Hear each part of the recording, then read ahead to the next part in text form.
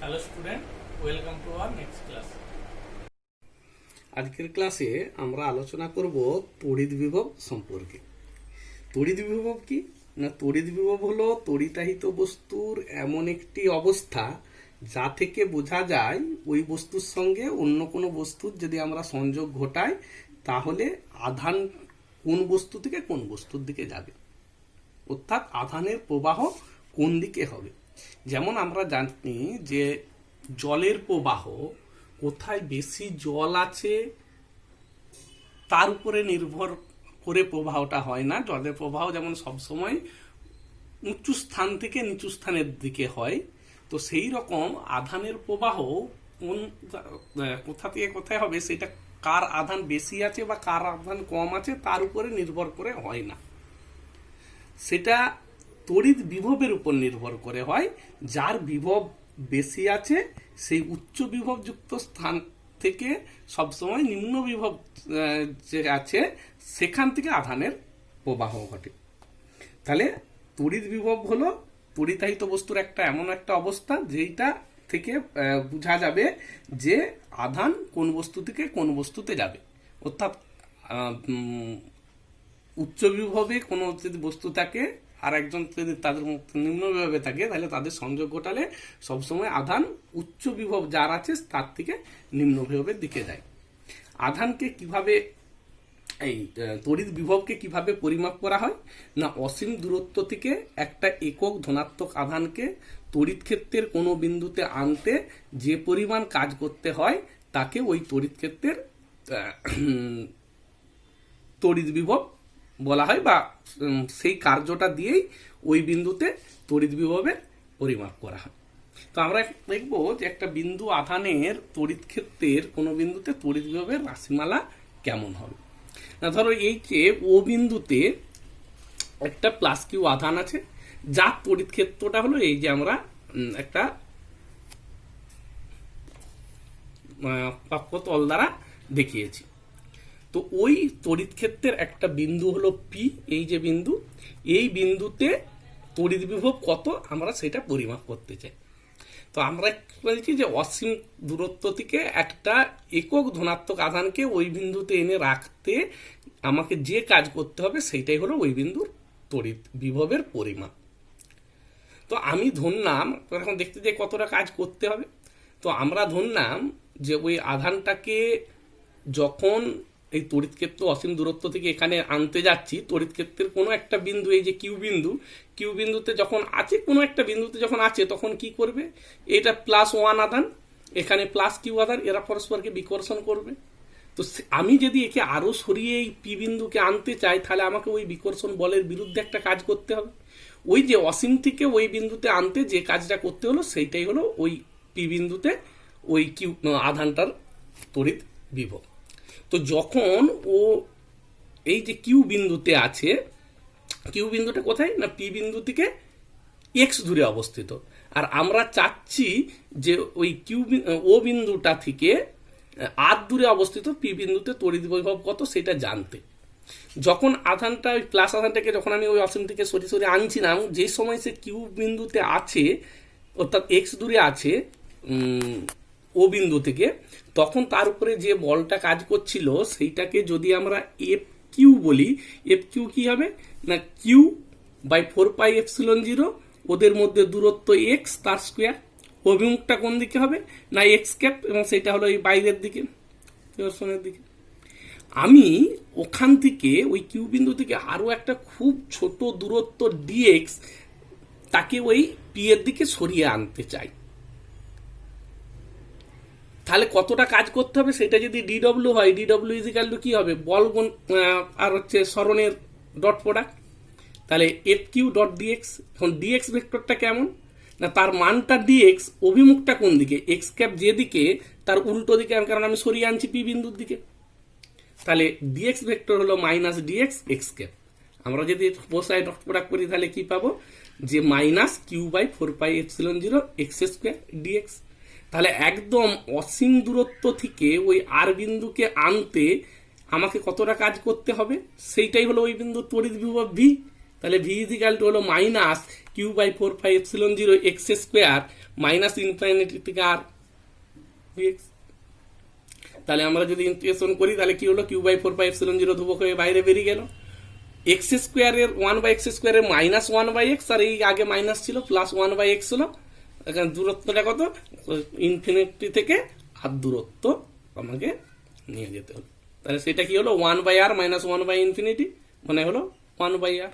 অর্থাৎ আমরা দেখলাম যে একটা কিউ বিন্দু আধানের জন্য যদি সেখান থেকে আর দূরত্বের কোনো বিন্দুতে তড়িৎ বিভবের মাত্রা কত হবে না, কিউ বাই 4πε0r। যেমন তড়িৎ প্রাবল্যের ক্ষেত্রে কি পেয়েছিলাম, কিউ বাই 4πε0r স্কোয়ার, এখানে তড়িৎ বিভবের ক্ষেত্রে আমরা পেলাম কিউ বাই 4πε0r। এখন যেহেতু তড়িৎ বিভব কি হয়, কার্য দ্বারা পরিমাপ করা হয়, কার্য একটা স্কেলার রাশি, তারপরে তড়িৎ বিভব হলো স্কেলার রাশি। এরপর যদি আমাকে ধরো এখানে একটা বিন্দু আধান না থেকে অনেকগুলো বিন্দু আধান থাকতো Q1 Q2, তাহলে Q1 এর জন্য ওই আর দূরের ক্ষেত্রে কত হতো, কিউ বাই 4πε0, দূরত্ব R1 হলে R1।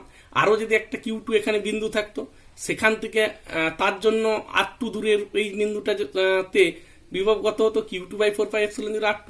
ওইগুলো যদি আমরা বীজগাণিতিক যোগ বিয়োগ করে নিই তাহলেই আমরা কি পেয়ে যাব, যে সমস্ত আধানের জন্য ওই বিন্দুতে বিভব কেন। তো আমরা এর আগে যখন তড়িৎ ক্ষেত্র বার করানোর জন্য বিভিন্ন সংস্থার ক্ষেত্রে যেমনভাবে বার করিয়েছিলাম, এখানেও কিন্তু সেই রকমভাবে আমরা বার করে নিতে পারবো। বিন্দু আধানের জন্য আমরা বার করাতে পেরেছি। বিস্তৃত বস্তু হলে কি হবে, আমাকে সেই যে বিস্তৃত বস্তু মানে অনেকগুলো বিন্দু বিন্দু ছোট ছোট বস্তুর সমষ্টি, প্রত্যেকের জন্য আলাদা আলাদা করে বার করিয়ে যোগ করে আমরা, আর যদি সেটা কন্টিনিউয়াস বডি হয় তাহলে ইন্টিগ্রেশন করে আমরা বার করে নিতে পারবো।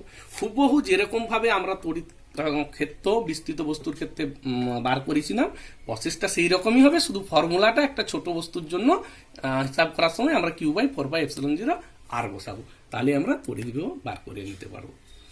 বিভব প্রভেদ কি না, কোনো তড়িৎ ক্ষেত্রের দুটো বিন্দুর মধ্যে যে বিভবের পার্থক্য আছে সেইটাই হলো ওই দুটো বিন্দুর মধ্যে বিভব প্রভেদ। আমরা এরকম বলতে পারি যে আমরা ওই অসীম না হয়ে একটা বিন্দু থেকে, ধরো দুটো বিন্দু, একটা হলো এই তড়িৎ ক্ষেত্রের এ বিন্দু আর একটা হলো বি বিন্দু। তো এই এ থেকে বিতে, বি এর মধ্যে বিভবের পার্থক্য কত, ধরো সেটা যদি ভি এর যদি আমরা দেখি, ভিভি মাইনাস ভি এ কি হলো না, ওই একটা একক ধনাত্মক আধানকে এ থেকে বিতে নিয়ে যেতে আমাকে যে পরিমাণ কাজ করতে হবে সেইটাই হলো বি বিন্দু আর এ বিন্দুর মধ্যে বিভব পাবে। তাহলে একটি একক ধনাত্মক আধানকে তড়িৎ ক্ষেত্রের এক বিন্দু থেকে অপর বিন্দুতে আনতে যে পরিমাণ কার্য করতে হয় তাকে ওই বিন্দু দুটোর মধ্যে আমরা বিভব পার্থক্য বলবো। আর বিভব পার্থক্য এদের একক কি না, এসআই পদ্ধতিতে এদের একক হলো ভোল্ট। 1 ভোল্ট বলতে কতটা বিভবকে বোঝায় না, একটা মানে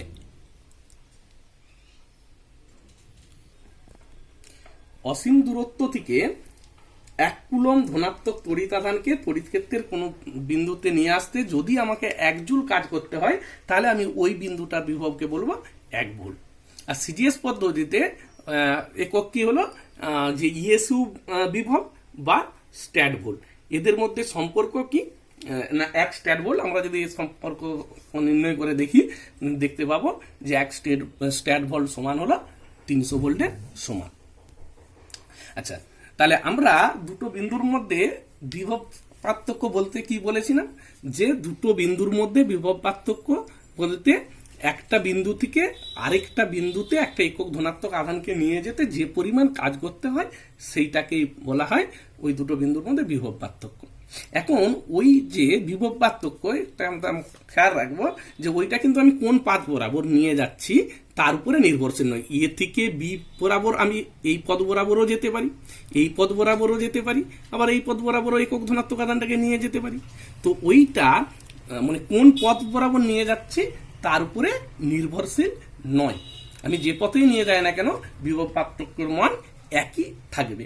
অর্থাৎ আমি যদি একটা মানে একক ধনাত্মক আধানকে বা যে কোনো আধানকে যদি একটা বৃত্তাকার পথে একবার ঘুরিয়ে নিয়ে আসি, যেহেতু সে একটি বিন্দুতে ফিরে আসবে এবং একটা বিন্দুতে তার একটা নির্দিষ্টই বিভব হবে, তার মানে বিভবের পার্থক্য কি হবে, শূন্য হবে। অর্থাৎ তার জন্য কার্য শূন্য হবে, কারণ বিভব পার্থক্য মানে কার্যের পরিমাণ।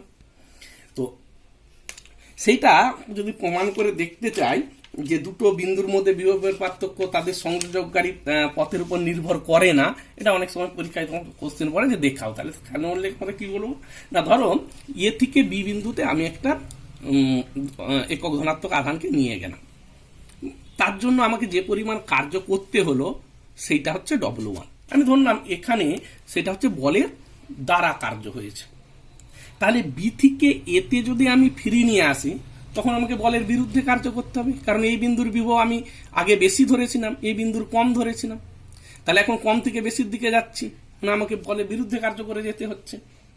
তো সেই বলের বিরুদ্ধে কার্যটা যদি আমার W2 হয়, তাহলে এক পাক ঘুরালে আমার W2 মাইনাস W1 পরিমাণ আমার সেখানে কার্য উদ্বৃত্ত হবে।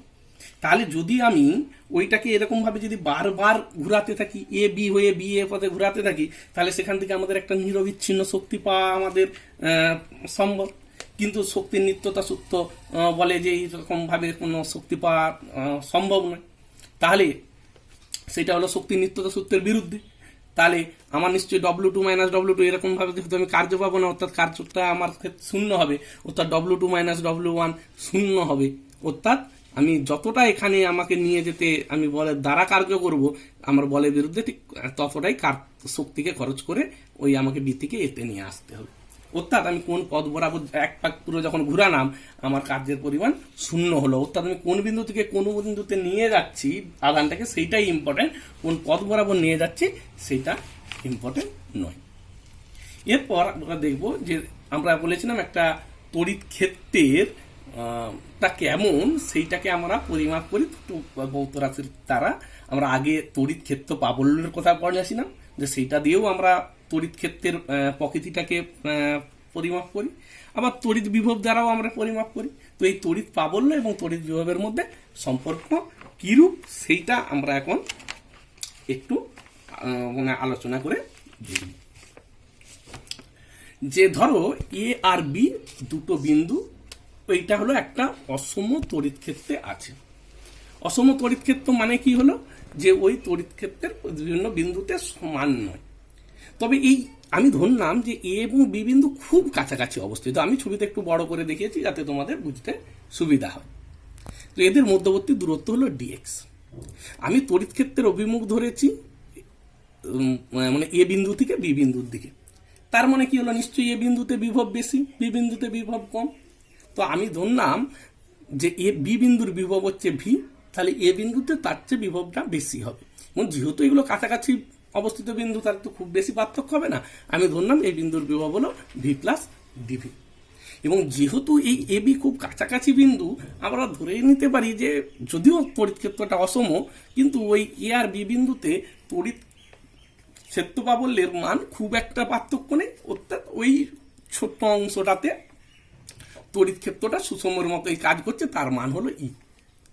তাহলে আমি যদি এখন একটা একটু ধনাত্মক আধানকে ওই এ থেকে বিতে নিয়ে যাই, আমাকে কতটা কার্য করতে হবে, সরি মানে এ আর বি বিন্দুর মধ্যে বিভবের পার্থক্য কত না, সেইটা যদি হলো V A minus VB. V A minus VB মানে কি হলো, যে বি বিন্দু থেকে এ বিন্দুতে একটা একক ধনাত্মক আধানকে নিয়ে যেতে আমাকে কত কাজ করতে হবে। এখন সেখানে যে সরণ আর তড়িৎ ক্ষেত্রের অভিমুখ পরস্পর বিপরীত দিকে হওয়ার কার্যের পরিমাণ কত হবে না, মাইনাস ই ইন্টু ডিএক্স, মানে e dot dx dot product করতে গিয়ে কি হলো, এই মাইনাস চিহ্নটা এলো, ইন্টু ডিএক্স পরিমাণ আমাকে কার্য করতে হবে। আবার ভি এ মানে কি হলো, ভি প্লাস ডিভি, ভিভি হলো ভি, তাদের ডিফারেন্স হলো ডিভি। তাহলে ই এর মান কত হলো না, মানটা হলো মাইনাস ডিভি বাই ডিএক্স। তাহলে তড়িৎ ক্ষেত্র এবং তড়িৎ প্রাবল্যের মধ্যে তড়িৎ বিভবের মধ্যে তড়িৎ ক্ষেত্র প্রাবল্য আর তড়িৎ বিভবের মধ্যে সম্পর্ক কি হলো না, E is equal to minus D V D X. প্রসঙ্গ বলে রাখি যে তড়িৎ সংক্রান্ত বিভিন্ন বিষয়ে আলোচনা করার সময় পৃথিবীর বিভবকে নির্দেশ ধরে আমাদের হিসাব নিকাশ করা হয়। পৃথিবীর বিভবের মান আমরা শূন্য ধরে নিই এবং এর তুলনায় কোনো বস্তুর বিভব মাপা হয়ে থাকে। তাই যদি কোনো এক আলোচনাতে কখনো যদি কোনো বস্তুকে, একটা তড়িৎগ্রস্ত বস্তুকে পৃথিবীর সাথে যদি তাকে কানেকশন করে দেওয়া হয়, তাহলেও আমরা ধরবো ওই যেহেতু পৃথিবীর সাথে কানেকশন হয়ে গেল, তাহলে ওই তড়িতাহিত বস্তুটার বিভব শূন্য হয়ে যাবে। এরপর আমরা আলোচনা করবো তড়িৎ স্থিতিশক্তি সম্পর্কে। তো আমরা কি দেখলাম যে একটা মানে তড়িৎ ক্ষেত্রে একটা কোনো বিন্দু আধানকে আনতে গেলে আমাকে সেখানে কিছু কাজ করতে হবে। ওই কাজটাই কি হয়, বস্তুর মধ্যে শক্তি হিসাবে সঞ্চিত হয়, কারণ শক্তির পরিমাপ করা হয় কার্য দ্বারা। তো ধরো একটা আধান সংস্থা আছে, মানে একসঙ্গে অনেকগুলো আধান অবস্থায় আছে। তো ধরো প্রথম আমি একটা উদাহরণ দিয়েই বলছি, যে ধরো এখানে একটা আধান সংস্থা আছে যেখানে 3টে আধান আছে, Q1, Q2, Q3। তো আধান তো সবসময় এরকম আমার কাছে ওরকম ছিল না। ধরো আমি এই সংস্থাটা তৈরি করতে যাই, মানে বিভিন্ন দূর থেকে বিভিন্ন জায়গা থেকে এনে এরকম ভাবে আধানটাকে সাজিয়ে বসাতে যাই। তো আমি ধরেই নিলাম অসীম দূরত্ব থেকে আনছি, তোর ক্ষেত্রে বাইরের থেকে। তো তাহলে এটাকে আনতে পুরো এই সংস্থাটা তৈরি করার জন্য আমাকে কিছু কাজ করতে হবে।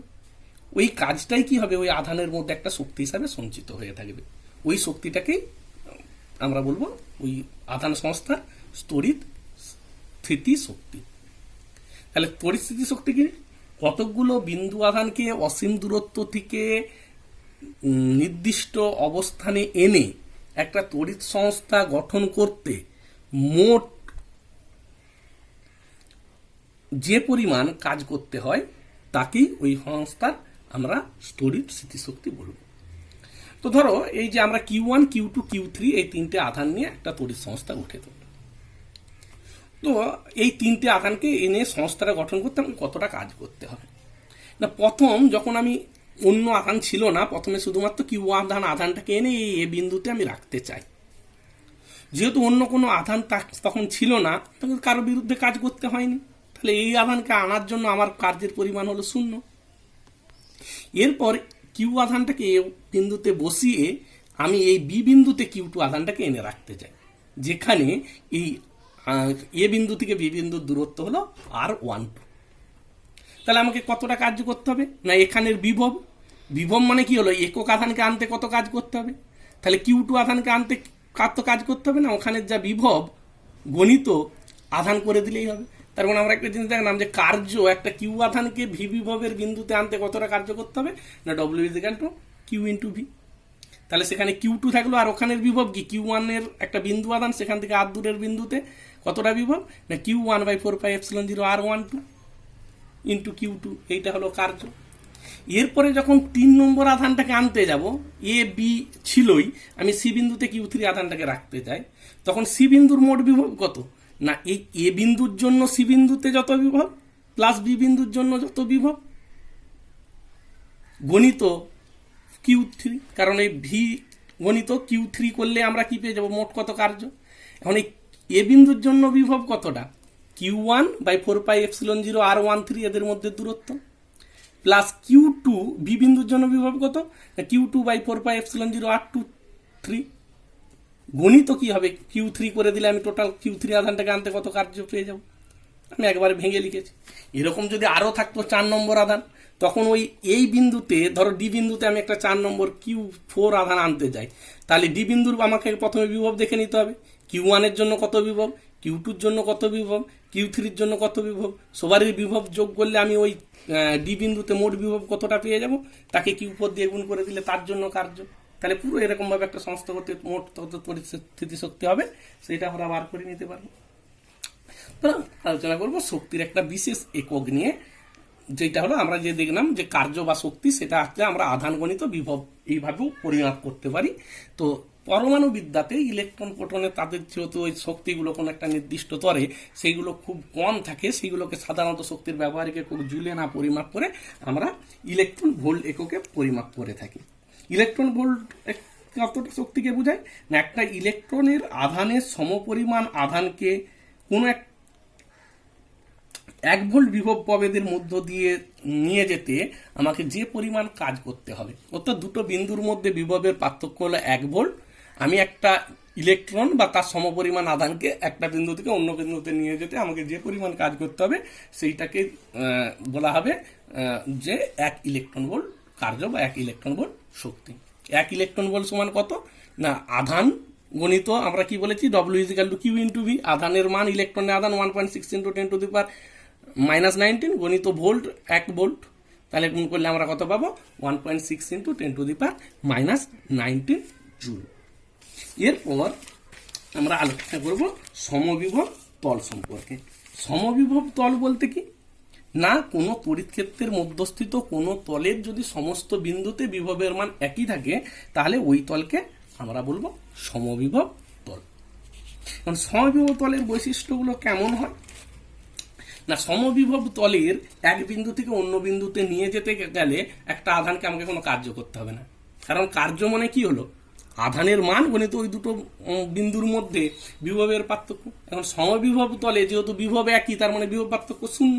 তার ফলে এক বিন্দু থেকে অন্য বিন্দুতে সমবিভব তলের একটা আধানকে নিয়ে যেতে গেলে কোনো কার্য করতে হবে না। 2 নম্বর হলো তড়িৎ বলরেখাগুলো সমবিভব তলকে সবসময় সমকোণে ছেদ করে। এটা কিন্তু পরীক্ষায় অনেক সময় কোশ্চেন পড়ে যে প্রমাণ করে দেখাও যে তড়িৎ বলরেখাগুলো সমবিভব তলকে সমকোণে ছেদ করে থাকে।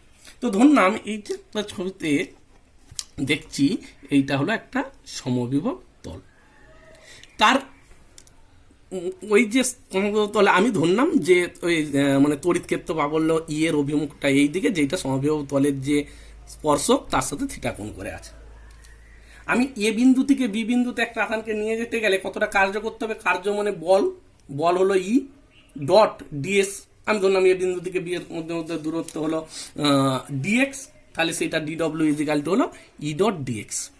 তার মানে হলো ই ডিএক্স কস থিটা। এখন সমবিভব তলে এক বিন্দু থেকে অন্য বিন্দুতে একটা আধানকে নিয়ে যেতে গেলে কোনো কার্য করতে হয় না, তাহলে কার্যের মান কত হবে, শূন্য। তাহলে E D X cos theta equal to শূন্য। এখন ই যেহেতু তো শূন্য নয় বা সবসময় শূন্য হতে পারে না, ডিএক্সেরও তো একটা মান আছে, একটা বিন্দু থেকে অন্য বিন্দুতে নিয়ে যাচ্ছি, তাহলে ই শূন্য নয় ডিএক্স শূন্য নয়, তার মানে কস থিটা অবশ্যই শূন্য, তার মানে থিটা ইজিক্যাল টু 90 ডিগ্রি। তাহলে এই যে কোণটা আমি এরকম ভাবে দেখিয়েছিলাম এইটা ঠিক না, এটা সবসময় কি থাকবে, এই সমবিভব তলের সাথে লম্ব হবে, ই কাজ করবে। এখন ইয়ের অভিমুখে আমরা বলেছিলাম যে ওই তড়িৎ বলরেখার স্পর্শকের তাই হলো ইয়ের অভিমুখ, তার মানে তড়িৎ বলরেখা ওই অভিমুখেই আছে, অর্থাৎ তড়িৎ বলরেখাগুলো সমবিভব তলকে সবসময় সমকোণে ছেদ করবে।